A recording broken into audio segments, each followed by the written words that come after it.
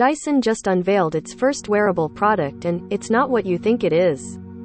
The device is called the Dyson Zone, and it's a set of noise-canceling, air-purifying headphones. It comes with a detachable visor for the bottom half of the wearer's face that looks, to put it mildly, odd. That visor actually blows filtered air to your nose, mouth and chin, sort of like a portable fan dedicated to the lower portion of your face. Dyson integrated a smaller version of its air filtration system into the ear cups, and the idea is that people can protect themselves from pollution while out and about. The Zone might seem like a response to the pandemic, but Dyson says this device has actually been 6 years in the making. It's not born from a desire to keep out COVID-19 germs, per se, and more as a means to help people breathe less polluted air wherever they go.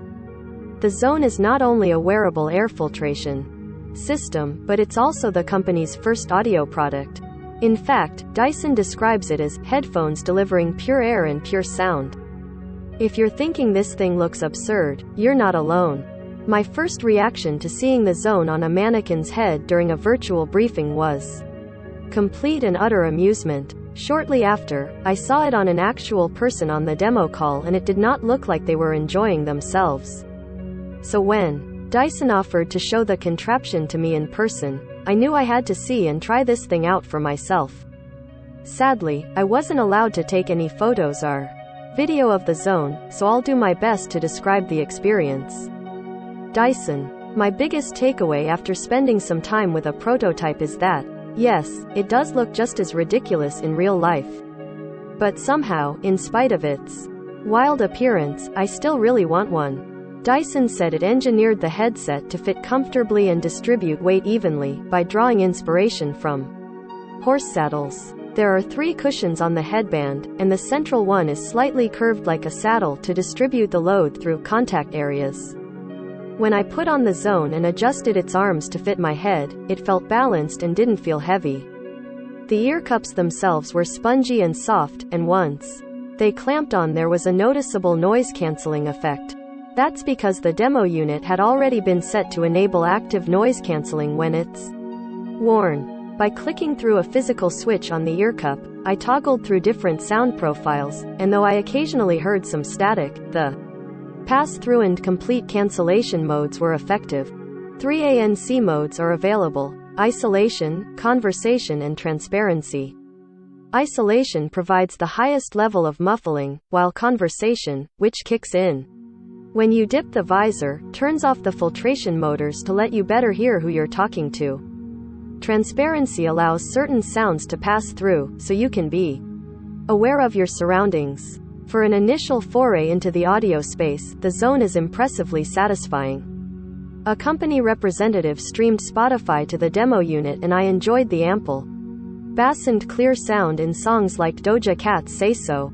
Dyson. The highlight of my time with the Zone, though, has got to be when I snapped the magnetic visor on. After I figured out where on the headphones to aim the edges, taking the attachment on and off was easy. Once the mask was connected, the motors in the ear cups whirred to life and a gentle, clean-smelling trickle of air started blowing at my lips and nose. It was surprisingly comfortable and, for an obsessive clean freak like me, felt borderline magical.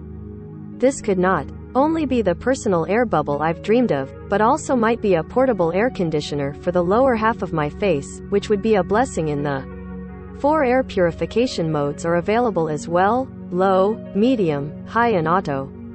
You can toggle these to, say, use the maximum level when you need a higher purification speed if you're breathing rapidly during a quick jog on the streets. For the auto mode, the Zone will use onboard accelerometers to determine which setting to choose.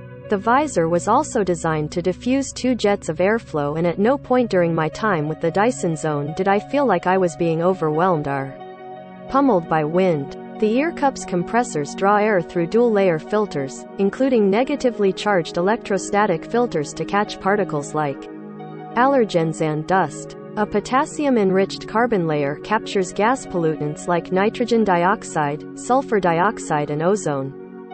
Earlier versions of the Zone took the form of a snorkel-like mouthpiece connected to a backpack, like oxygen tanks in a scuba diving setup. 500 prototypes. Later, the company settled on the headset and visor combination, and the mouthpiece can deliver clean air without touching the wearer's face.